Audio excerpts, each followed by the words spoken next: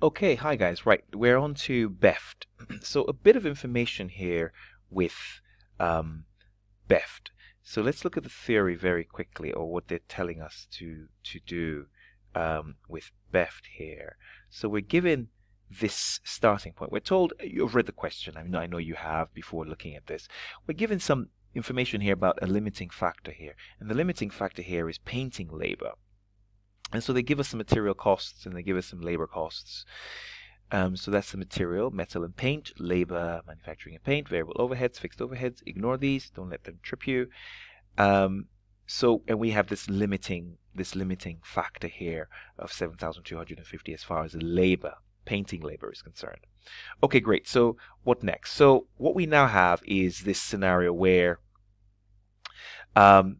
we now have to I think what we need to do is lay it out so that we now see the situation. And I've kind of done it. I've started, and I'm just gonna. I almost feel like deleting it to start from scratch. But I think what I'll do is I will delete so that I walk through it with you. But I'll just talk through it with you. So here we have the selling prices given to us, and we have the variable costs given to us. So you can see my first step is to find the contribution first, which is selling price minus the entire variable cost. So I have my contribution for each of them. That's what they are. Now, I want to know who to do, given that I have this scarce resource of painting time, forgive me. And the question tells me that painting time is £6 an hour. So that means I'm spending half an hour on square, 1.5 on oval, and 2 hours on cloverleaf. So I come back here, and therefore I can now assign these painting times to these different areas.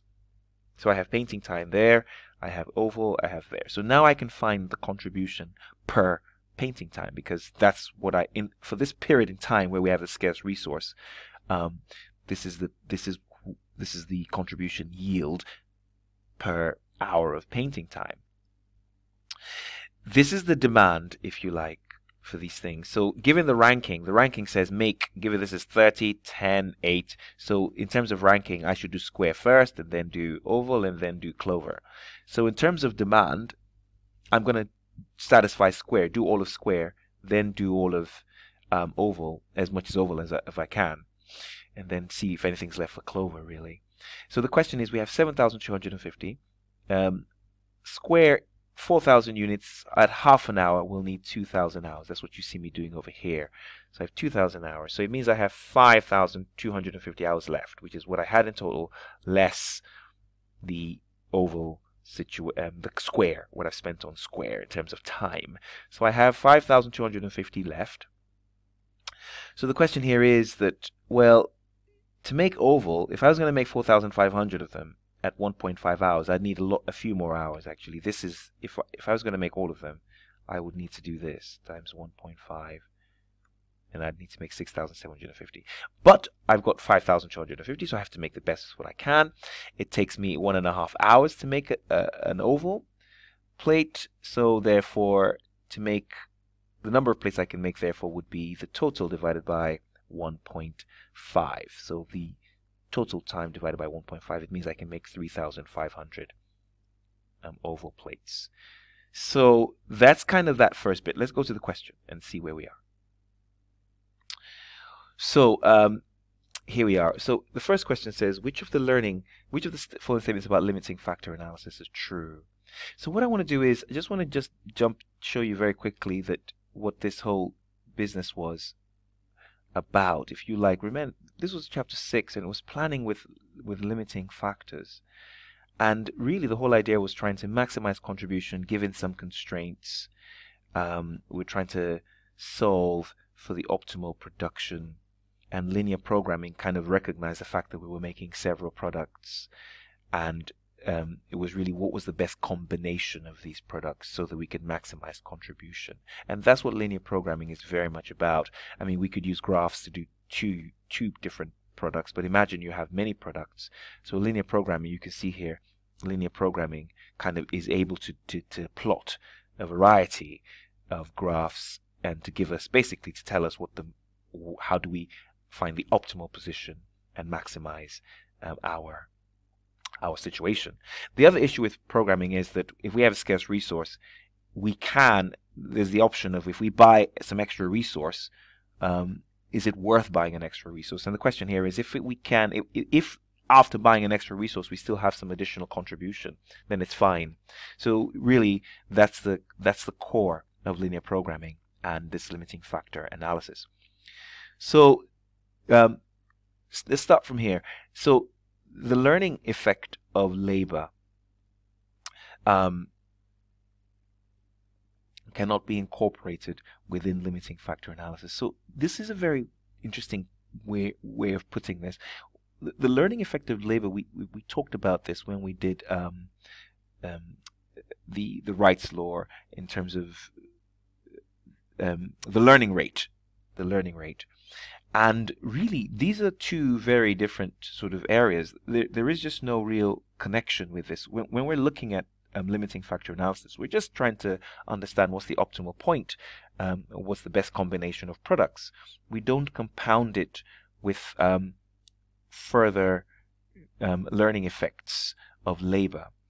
So technically, this is true. The learning effect of labor cannot be incorporated within. We don't incorporate it anyway within our limiting factor. We don't kind of sort of work out what the learning rate is whilst we're trying to work out the limiting factor analysis. No, we don't. So this is true. I think maybe at a higher level this could be debated, but I think definitely for what we're doing at this level, no, we just don't incorporate it. The two just do not. We don't factor this in when we're drawing our graphs. This one is very clear. The shadow price is calculated by considering the additional contribution. The whole issue is about contribution, not profit. We don't consider profit has to do with fixed costs. We're not interested. We're very much focused on contribution, if you like. So this is false. This is not true. Right. So this one, linear programming cannot incorporate joint products into its into analysis. So we don't. It's very kind of just the way it's put. I think it's not an exam question. It's a written question by Kaplan. We don't include joint products like making two products and sharing joint costs into our analysis. We just don't. When we do this, that's not really the issue. Linear programming is a technique for making decisions under uncertainty. So when I say this is not the issue, linear programming cannot incorporate. That's correct, right? That's correct, because we don't work with joint costs when we do this.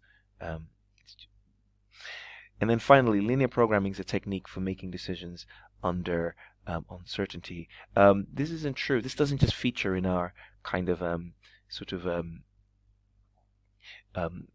we don't bring in uncertainty and probabilities into our analysis. It's almost like we're simply just trying to understand whether we should make more or less. It's not about, oh, what if? There's no probability, no. So they're just mixing up language to kind of confuse us. So the correct answers here are the first answer and the third answer. Okay, we already did some work. What would be the production plan? We've already done this. We sort of argued that we're going to make square. If we come back here, we're going to make all of square, right? And we would only be able to make 3,500 of oval, and that would be it. So the answer here is A. Now, this is an interesting one. I said this is an important question because it's not often we get a chance to practice savings. So whenever you get a question that says that, oh, by the way, we might have to outsource some of our production, straight away you should think savings. Straight away. Would it be better to make it in-house? So this whole make or buy theory we studied, make or buy, we need to think savings straight away. That's the first thing that should come. So should I make it in-house? Or should I outsource it? Will depend on the saving, because the question is, I might want to make some units in-house and make some outside. So the question is, who's giving me the greatest saving? So let's look at the situation here. So if you come over here to look at the cost, you just come back over here and you look at the picture of this story here. It says here that it costs you, in order to paint where are we? So your question, painted in house. Right, yes, here we are. So in order to paint this thing in house, you have to spend £2 and £3. Right, that's what's happening right now. To paint this in house, you have £2 and £3, so that's 5, and then 3 and 9, and that's 12, and then 4 and 12, and that's 16. So that's in terms of painting. That's the situation that we have right now. So I mean, just going back to the question, we are told, here we are, so you see this, so it says they don't want to the cost of contracting out, which includes material costs and labor costs for painting, so the two of them would be, so this is the kind of option of exporting it or having it or outsourcing it, forgive me, is what we're trying to compare. So you can see what I've put here is this table. If we paint it in house, that's the scenario, or if we go out and we do it outside, that's the scenario. So if we do it in house, well, we will save 2. Here we save 3, and here we save 6. So that's the raw figure. But we need to ask the question again of time. So in terms of the time, in terms of the number of hours, if it was painted in house, again we know that that's kind of, we're given that 0.5, 1.5, and 2. So the saving per hour, if you like, this is where we're ultimately trying to get to. What is the saving per hour if we do it in house? So you can see here that we save £4 an hour if we do it in house. So again, the one that gives us the least saving is what we outsource. Right, as you can imagine, because if it's giving us the least saving, there's no point. It's the one that it makes sense for us to do it inside, the one who's the greatest saving, and we can outsource the one that's giving us the least saving. So this is a really important step whenever you see this idea of outsourcing, and that's kind of the first step. So now the question here is slightly compounded, because we're told that you must make certain items for ZCO. So look at the question very carefully. So it says ZCO, they want 500 items given. There's no question about it. That's what they're telling you. So you're like, okay, right, no problem. I'm going to make ZCO first. So if you think about all the time for ZCO, that's 500, and you will spend 0.5 for square, right? Because that's 0.5 plus, I'm just going to do all this in one, 500 again times 1.5 for oval, plus 500 times 2 hours for cloverleaf. So that's 2,000 hours. So now, given that we now know how we should do this, we have, if you like, remember we have a total of 7,250 hours. And so now we have, if you like, what's left. Therefore, what is left is 7,250 minus 2,000, and that gives us 5,250. So we have 5,250 hours left. So the question here is, based on our ranking, we will make square first. So whatever is left of square. So the demand for square is 4,000. So we've done 500 already. I mean, this 500 exists within that. So we now have 3,500 to do. So 3,500 takes up a total of, let's see, 3,500 at half an hour takes us to 1,750. So that means I'll take that away from that, and that means I have 3,500 hours left. Then it tells me to make cloverleaf, and cloverleaf, the demand for cloverleaf is 1,800. So far I've made 1,500. So that's 1,300 times 2 hours. That's 2,600. So I will take that 2,600 away from this, and I have 900 hours left. So if I have 900 hours left, so 900 hours left divided by 1.5, because it takes an hour and a half, that means I can make 600 items. So we can make a total of 1,100. But demand for oval is 4,500. So therefore, I will outsource, if you like, 3,400 to be made. Slightly long-winded, easy to slip up, but I think if you practice this, you see what's going on. Even just by doing this question again, you should get used to sort of seeing similar type questions. Okay, great. Let's carry on. So this is this is just question 3, thankfully. Okay, great. Question 4. Let's look at that. Question 4 says that so they've been advised. Oops, sorry. Look at that. This always jumps. So question 4 carries on to say that they've been advised of the following. That training will carry on. We no longer have the the training will carry on, and that as it is, and unfortunately we're still deprived of labor. We're almost sure of this. We're deprived of labor. We don't have that painting labor. Zedco have withdrawn their business, giving us a week's notice, so we don't have to worry about them anymore. And we're stopped making cloverleaf. We're just going to focus on square and oval plates. Now let's just kind of get a few things right. Labor, we know, I mean, we'll work it out, but we know already that labor is a scarce resource. So labor cannot have a shadow price of 0 because there is additional, by buying in extra labor, we will have positive contribution.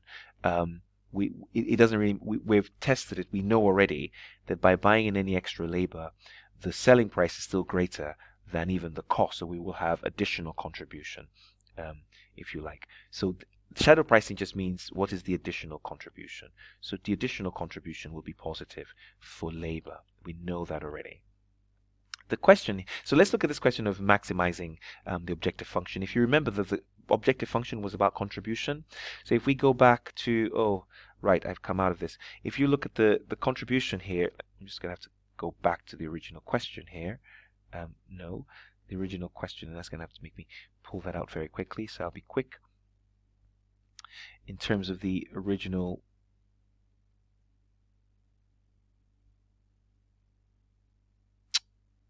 here we are, almost there, almost there. Okay, here we are. So let's go. So here we are, question 4. Yes, so if you look at the original question, if you look back here, now that you're focusing on just these two, right? Because if you look at the contribution is 15, 2 plus 13, 3 plus 12, 15, right? That's the contribution. So we're only focused on square and oval. So I'm trying to maximize square and oval. So my contribution definitely 100%. I mean, where is that contribution? I calculated it here earlier as well. My contribution definitely, where is contribution? Here we are. Contribution is 15s plus 15o. That is contribution, right? I mean, that is what contribution. That's me maximizing my contribution. So when the question asks, the objective function will be to maximize 15s plus 15o. That is very correct. This is 100% correct. The question here is about, the optimal solution is to do about constraints. The question is metal a constraint? So it's just always good to test it. It's easy to say this is limiting their supplies. It's easy to assume, but the question is it might not be. So let's look at the scenario very quickly. So given the picture here, I think I might just use a plain slide. New slide. Given the picture that we have now, please look in your notes. You can sort of see where I'm going here. Given the picture that we have now, you needed to make 4,000 units of square. You don't have the contract anymore with Z, so that 500 is gone. You only need to make 3,500 units of square, and you only need to make for oval. You needed to make 4,500, including that 500. That contract is gone, so you only need to make 4,000 units. And in terms of material, you know, if you look at your, again, I don't want to flick back, but you need 4 kilograms each to make a unit of square, and you need 5 kilograms if you like to make here. And therefore here, when you add these two together, 3,500 times 4, 3,500 times 4, which is 14,000, plus 20,000, you have 36,000. Sorry, you have 34,000. This is less than the 36,000 that you have. So metal is not a limiting factor. So metal won't be on your, metal is not a constraint. In fact, you have slack. You have slack of 2,000 kilograms right now, right? So you don't even have, you're fine for metal. So the question here, therefore, is since metal is not a constraint, it says here the objective function. So that's correct. So if solved graphically, the optimal solution is where the constraints are metal. So this is incorrect. This is just not correct as well, because metal is not a constraint. Paint will have a positive. We can do exactly the same thing for paint to see how much paint we actually need, and doing exactly the same thing for paint. Let's see if paint is a constraint, and you should just check it. You should always check it. For paint, 3,500 units, and you need 0.5 liters. Yes, and then exactly the same thing, 4,000 units times 0.75 liters, right? So if you look at this, you have here, in terms of liters, you have whatever, 0.5. This is 1 divided by 1,750 plus 4,000 times 0.75. This is 3,000. So this is 4,750, and you're limited. So if we go back to the question, we can see that we are we only have 4,500 liters of paint. We only have 4,500 liters of paint. You can see here that I know, because I says you spend £4 on a liter, right? And a liter is £4. You spent £2. So therefore, if you like, that is, I know this is definitely, you're using half a liter, and here you're using 3/4 of a liter, aren't you? That's how I figured that out. So that's a limiting factor. So because it's a limiting factor, yes, definitely, if I buy in more paint, I will have additional contribution. Because I'm selling it for, I have a selling price that's much higher. So so definitely paint will have a positive shadow price. Shadow price simply means additional contribution. Is there additional contribution as a result of buying in an extra unit? The discussion about shadow pricing can happen with paint, because it's scarce. The discussion about shadow pricing can happen with labor, because it's scarce. So yes, these will both have positive shadow prices, leaving us with 2 and 4 being the correct answers. Okay, let's finish off this question. It says, what should we think about when deciding whether or not to get rid of cloverleaf? Very similar to the initial question. The head office cost apportioned to cloverleaf should not be considered. These are overheads. They have no direct bearing on the cloverleafs. The decommissioning costs, yes, I mean, that's directly connected to this product. It's unique to it. It's particular to it. Again, this thing about showing a loss, this idea of a loss is what spoils it. If it said negative contribution, then you're like, yes. But this loss, it means that someone has allocated some overhead to it, which is pushing it into a loss, and therefore we cannot consider it. The impact of reputation. So reputation is something you might want to think about before making these decisions. So you have 2 and 4. Right? Great stuff. And 24, sorry, that's a long time. But that question was slightly bigger. So that's 248.